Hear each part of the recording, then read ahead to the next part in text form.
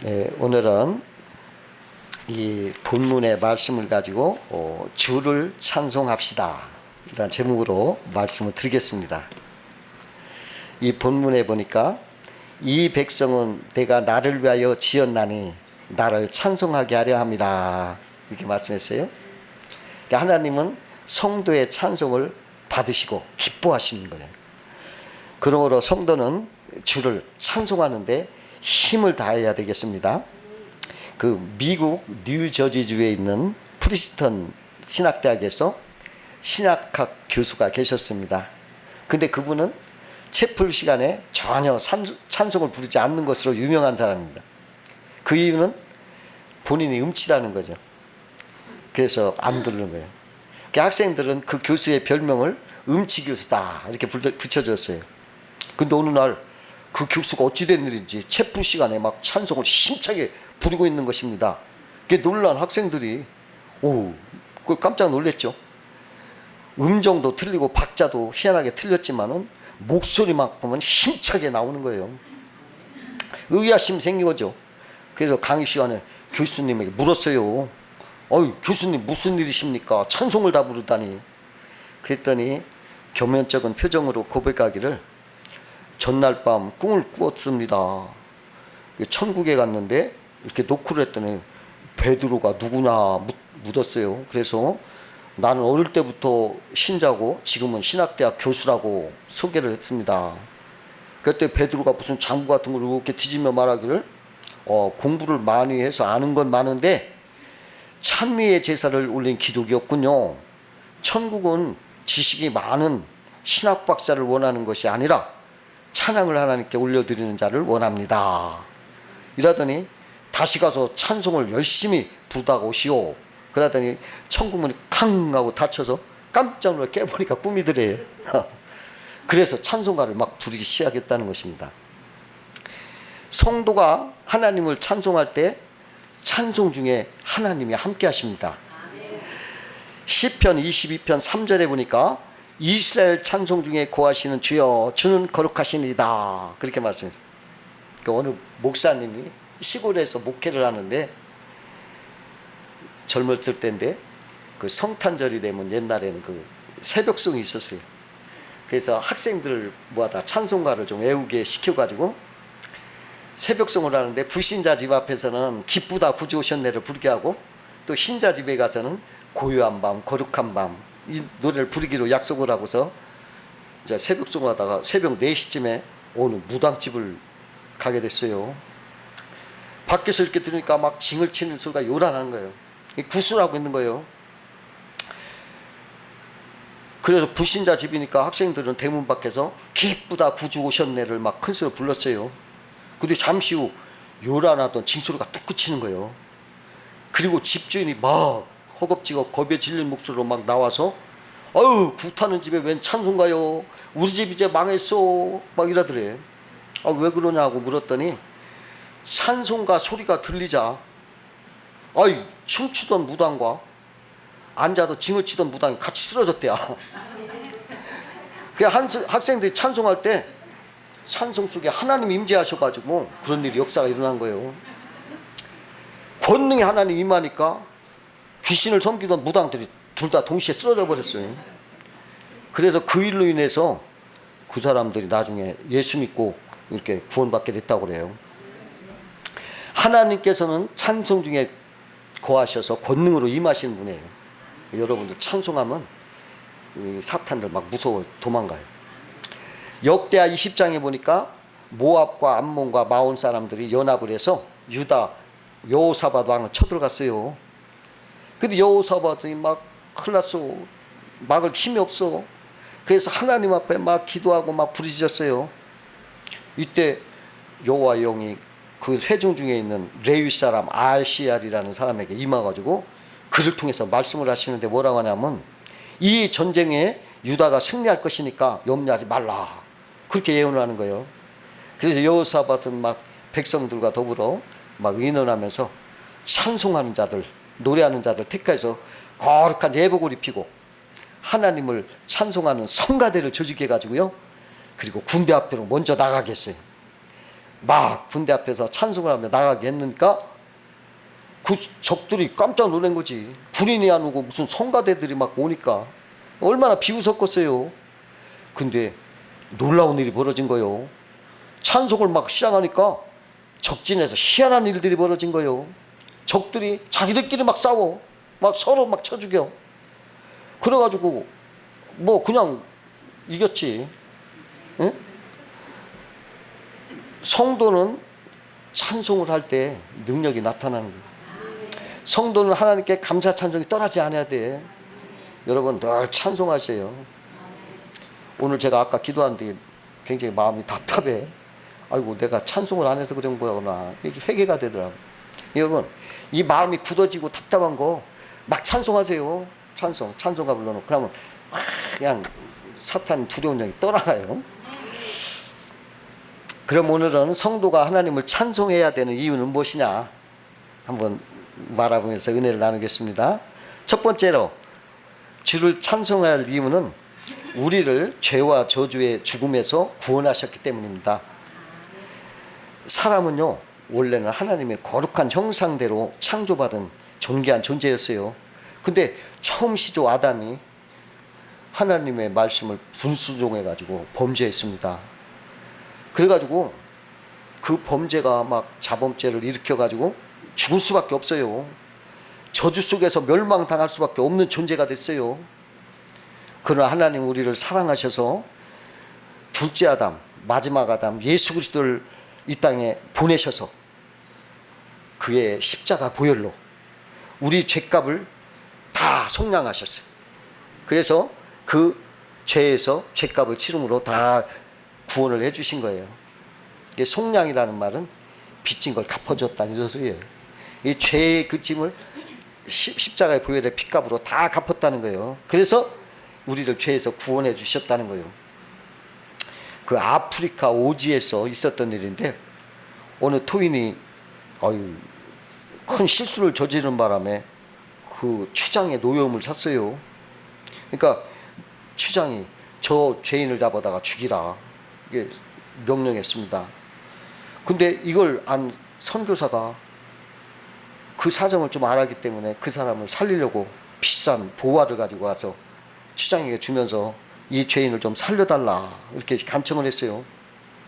근데 추장이 완고하게 대답하는 거예요. 저런 물건 나 무슨 소용없어.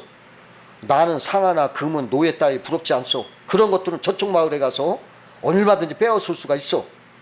그리고 나는 백인들의 물건을 갖지 않소. 오직 내게 필요한 것은 저 사람 피요. 다른 건 소용없어 하고 그냥 죽이라는 거예요. 이 추장은 부하들에게 빨리 죽이라고 명령을 한 거예요. 그러니까 화살을 이렇게 시위에 들어서 쏠라고 하는데 선교사 가슴에 그냥 뜨거운 연민의 정이 생겨가서 자기도 모르게 뛰어나가서 그 죄인 앞을 가로막았어요. 그러니까 그게 자기 몸에 화살이 맞았어요. 그래 순간 선교사가 막 쓰러지면서 이 몸을 일으키면서 화살을 쫙 뽑아가지고 탁 땅에 던지면서 선교에서 몸에서 막 솟구치는 피를 추장에게 보여주면서 자 이것이 당신이 원하는 피로 받으시오. 그리고 그를 살려주시오. 선교사 행동에 감동한 추장이 대답을 하기를 좋소. 당신은 당신의 피를 가지고 그를 샀소. 그는 당신의 것이오. 그때 죄인이 선교사한테 아이고 감사합니다. 아이고 저를 살려주셨습니다. 주님의 피로 저를 사셨습니다. 제가 이제 앞으로 선교사님을 따라다니면서 잘 보살펴 드리겠습니다. 모시게 해주십시오. 그러더니 그 선교사가 급 치료한 다음에 계속 따라다니면서 섬기면서 어떠한 힘들고 어려운데도 늘 감사하면서 섬기더라는 것입니다. 이와 같이 주님은 죄인된 우리를 죽음에서 구원해 주시려고 그 피를 쏟아서 우리를 사신 거예요. 그 피값으로 우리를 샀어요.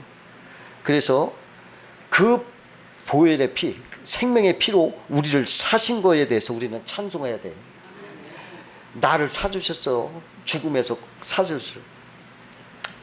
그 구소련에 속했던 아르메니아라는 곳에서 엄청난 지진이 일어나가지고 그때 5만 5천 명이 죽었다고 그래요.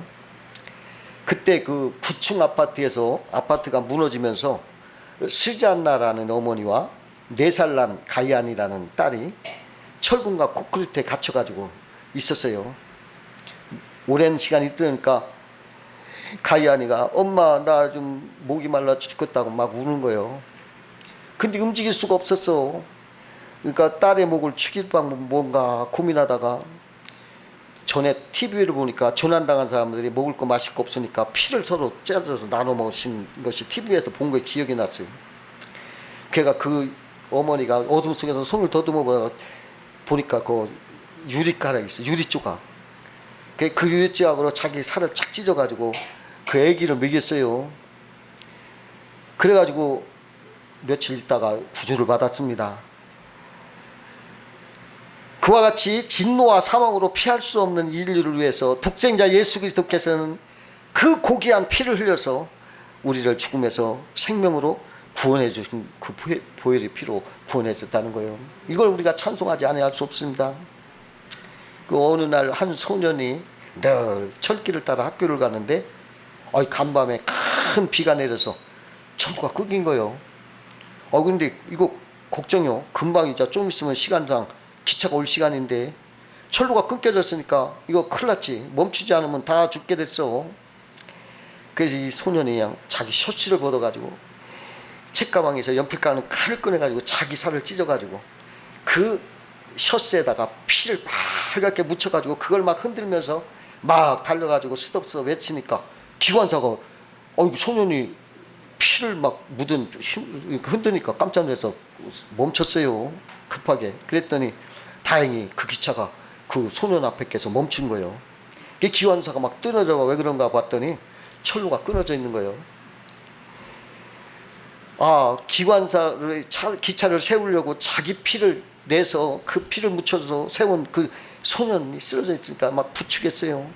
그러니까 막 기차에서 막 손님들도 막 나와서 왜 그런가 봤는데 그 소년이 막 죽어가니까 그냥 부득이하고 했는데 아유 네 피로 우리가 살았다 막 그러면 눈물을 흘렸다는 거예요. 그 학생같이 자기를 희생해서 그 많은 생명을 살린 것처럼 예수님은 자기 피를 쏟아서 우리를 구원했다 이것입니다. 우리 찬송해야 돼요. 늘 예수님 그 피로 나를 구원하셨습니다 하고 찬송하세요. 두 번째로 성도가 하나님을 찬송해야 될 이유는 우리를 선택하셨다는 거예요. 그래서 하나님의 자녀가 되게 했습니다. 창세전에 우리를 택하사 아들들이 되게 하셨으니 에베소서 1장 14절에 말씀했어요. 우리는 죄와 허물 때문에 천국 백성이 될 자격이 없어요. 그러나 예수님은 자기 대속의 보혈의 피를 흘려서 우리를 하나님의 자녀로 택하여 주신 것입니다. 그 어느 한국 목사가 있었는데 그가 미국에 거주할 때 그 한국 아이를 입양에 기르는 미국인 부모들 모임에 참석한 적이 있었어요. 근데 그들 가운데는 자기가 자녀가 둘이나 있음에도 한국 아이 셋을 입양해서 기르는 미국인 목사가 있었습니다. 근데 그가 입양한 목사들은 그 애들은 모두가 장애가 있는 애들이요. 뇌성마비 또는 다리가 절고 전부 비성장성인 아이들이에요. 미국인 목사에게 한국 목사가 물었대요. 한국에서는 아이들을 입양할 때 잘생기고 건강한 아이들을 입양하는데 당신은 왜 이런 아이들을 입양하게 됐습니까? 그렇게 물었더니 그 미국인 목사가 대답을 하는 게는 하나님께서 죄인 되었던 나, 흠이 많고 모자란 나를 선택하셔서 당신의 자녀로 삼아 주셨습니다. 내가 이러한 아이들을 입양하는 것은 그 하나님의 은혜에 보답하기 위해서 나의 작은 소망입니다. 이렇게 대답을 하더래요. 그와 같이 하나님은 죄 가운데 있고 우리가 모자라고 혈통적으로 흠이 많는 나지만은 우리를 창세전에 택하셔서 하나님의 자녀로 삼아 주셨음을 우리는 알아야 돼요.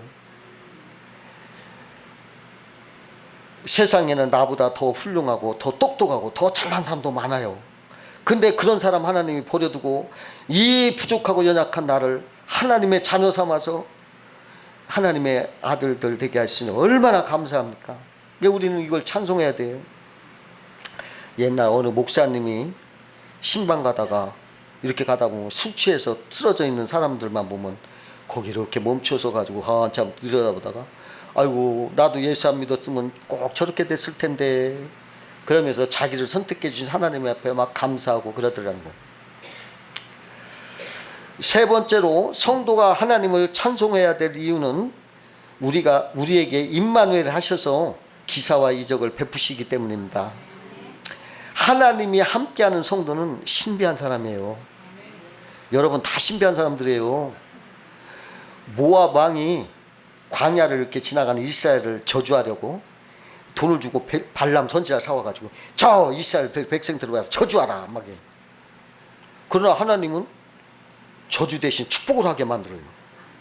아니 왜 축복하냐, 저주하라 했더니 아이 빨리 해라, 저주하라 막 하니까 그 발람 하는 소리가 이스라엘을 해야 할 점술이 없고 이스라엘을 해야 할 복술이 없다 이렇게 말하더래요. 그 단군교 교주로 활동하던 무당이 있었어요. 무당. 그는 귀신같이 점을 맞춰요. 사람들이 점을 치려고 막 문전성시 양 구름대처럼 몰려오는 거예요. 근데 그 사람은 목소리를 듣고 관상을 딱 보면 그 사람 장례를 족짓게요. 다 맞추는 거예요. 족짓게처럼. 근데 이상한 일이 한 가지 있어. 점괘를 쳐보면 꼭 죽어야 할 사람인데 멀쩡히 건강하게 살아있는 거예요. 이해 한 가지. 또 점괘 보면 병에 걸려 반드시 지금 누워있어야 될 사람인데 건강하게 돌아다녀. 꼭 사업이 완전히 쫄딱 망해서 망한 사람이 번창하는 거예요. 그래서 이 사람이 고민이 됐어요. 내 점에 틀린 게 없는데 왜 이럴까. 그 이유를 알고 싶어 조사를 해봤어요. 근데 놀라운 일을 알게 됐어. 그 사람들이 다 예수 믿는 사람들이래야. 그 충격을 받았어. 그래서 예수님이 누군가를 알고 싶어 성경을 읽었어요. 그 사람이. 근데 성경을 읽다가 은혜를 받았어. 은혜를 받았어. 그러자 그가 자기가 가지고 있던 그 무당 도구들을 다 불태우고 그 단군교 자기가 세웠는데 그거 해산해 버렸어요. 그리고 자기가 교회 다니면서 신학까지 해가지고 전도사가 됐어요. 그러면서 지금도 간증하며 다녀요. 지금도 하나님을 찬송하며. 왜? 사탄의 굴레에서 벗어나서 하나님이 종이 되었으니 찬송할 수밖에 없다는 거예요. 그 귀신한테 잡힌 사람들은 안 좋아한대요. 근데 무서워서 못 도망가지. 근데 거기에 나왔으니까 막 너무 좋아서 찬송한대. 하나님은 성도들에게 평생 함께 하셔서 보호하시고 기적을 베풀어 주세요. 그 사렙다가부가 엘리야를 영접했을 때 그 가난한 밀가루 통해서 밀가루가 솟아오르고 기름병에서 기름이 솟아오르게 하셔서 비근을 이기게 하셨어요. 나아만 장군 겉으로는 번쩍번쩍 별이 있었지만은 속에는 그냥 문둥이로 막 그냥 피구름 나고 악취나. 엘리야한테 갔더니 엘리야가 요단강에 목욕을 해서 목욕했더니 그냥 깨끗이 어린아이 살같이 변해들 나왔어요. 이스라엘 백성이 홍해를 건널 때 홍해가 쫙 갈라져서 그 바닷속 마른 땅을 건넜어요. 근데 그냥 애국 군사들 갔을 때는 다쳐가지고 다 죽었어요. 바울이 멜리데셈에서 독사에 물렸니까 토인들이 저 뱀은 대단한 뱀인데 무슨 7.4였나 최고 독하다 보면 7.4 7발 잤다가 못 가서 죽는다 해서 7.4래요. 그렇게 독한 뱀인 그쪽 사람들 그 뱀을 보면 저거 물리면 죽어. 이게 근데 그중에 근데 불에 탁 떨어버려. 저거 언제 죽을라나 기다렸어요. 금방 붙든가 쓰러지든가. 근데 아무 이상이 없어. 그러니까 저 사람 살인한 사람인 줄 알았더니 돌려 생각하기를 신이라더라 이랬어요. 얼마나 신기해. 다니엘이 모함을 받아서 사자굴 속에 들어갔는데 하나님이 사자 입을 막아서 다니엘이 살아나와. 그러니까 임금님이 이거 다니엘 모함한 이 악인들을 한번 사자굴 속에 넣어봐라. 그들도 살아나오나 보자.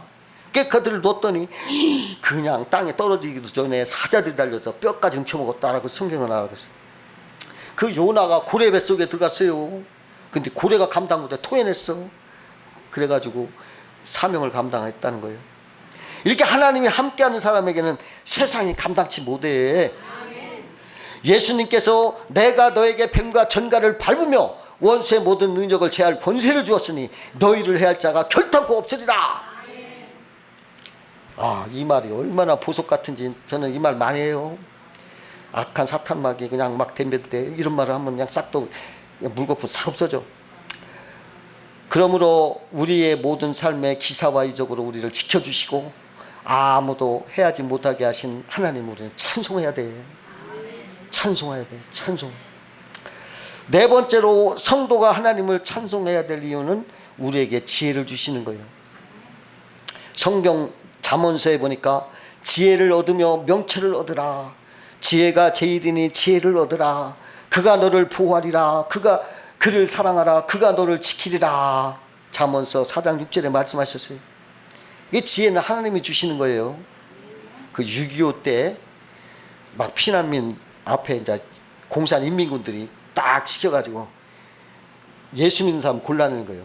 예수 믿는 사람은 그 직결 심판 그냥 그 자리에서. 근데 그 속에 목사님이 계셨어. 아이고 자기 신문을 기다리는데 속으로 막 저절로 기도가 나와. 아이고 하나님 어찌해야 됩니까?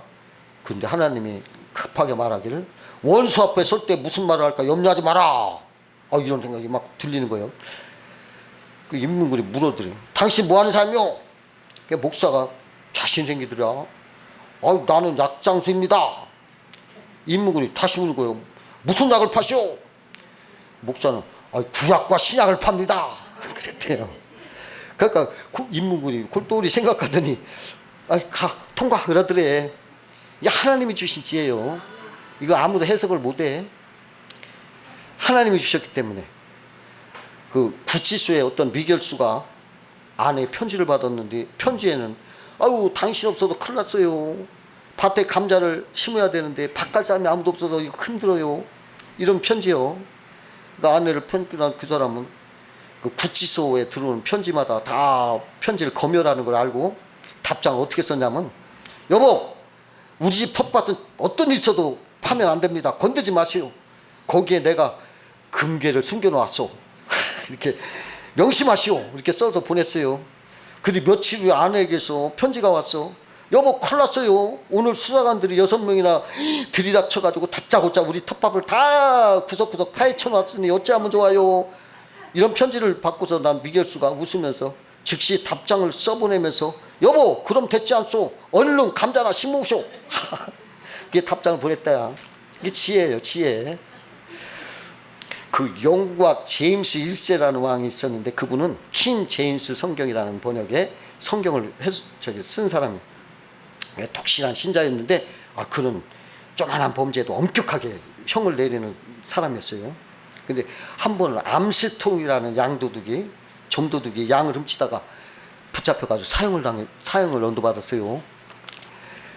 이때 암스통은 사형을 피하기 위해서 한 가지 묘안을 짜냈어요.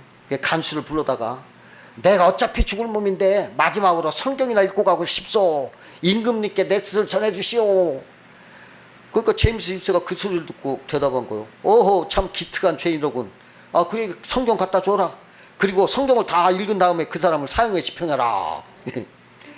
암스트롱 그날부터 성경 읽기 시작하는 거예요. 근데 1년이 지나도 사형을 집행할 수가 없어. 왜냐하면 그가 하루에 딱 한 절씩만 보는 거예요. 딱 한 절씩만 성경 묵상하니까 그거 그렇게 하려면 80년이 걸리거든.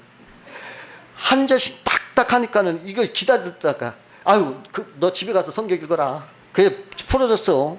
근데 그 암스트롱이 성경 읽다가 새 사람 돼가지고 봉사의 삶을 살았대요. 5번째로 성도가 하나님을 찬송해야 될 이유는 성도들에게는 번성과 평강의 시대를 대대로 지켜주시기 때문에요. 출애굽기 20장 6절에 보면 나를 사랑하고 내 계명을 지키는 자는 천대까지 은혜를 베푸시느니라 하셨어요. 하나님을 경외하고 두려워하고 그를 따르면 그 시대는 물론이고 자손까지 복을 준다는 거예요. 천대까지. 그 요나단 에드워즈라는 미국에서 아주 유명한 프리스톤 신학대학교 학장이었고 설립자였던 사람이에요. 굉장히 미국에서 존경받는 이름 있는 신학자였어요. 그리고 그 동시에 대조적인 또 한 사람이 있었어. 그는 뉴욕에서 가장 유명한 술집을 경영했던 마르크 술추라는 사람이었어요. 동시대에 살았던 사람인데 미국 교육위원회에서 교육자료를 만들기 위해서 그 두 사람의 후손을 조사를 하라고 했어요. 조사해봤더니 그 결과가 충격적이에요. 요나단 에드워즈 목사의 후손이 896명이었어요. 그 중에는 목사, 선교사가 116명, 교수, 학장, 총장, 교사가 86명, 또 총장도 3명, 학장이 66명, 문학가가 75명, 상원과 하위원은 4명, 부통령이 1명, 기업인이 73명, 발명가가 21명, 장로와 집사가 286명. 다 잘 됐죠? 다 이름 있어. 근데 술집주인 마르크 술집 5대 후손들은 1052명이었는데 조사를 해보니까 교도소 5년 이상 산 사람이 96명, 정신병자 알코올 중독자가 58명, 창녀가 65명, 생활보호 대상 극빈자가 286명, 불황묵식한 자가 460명. 마르크 술집 후손들이 저지른 범죄로 전방적으로 지출한 예산은 무려 1억 5천만 달러가 됐다는 거예요.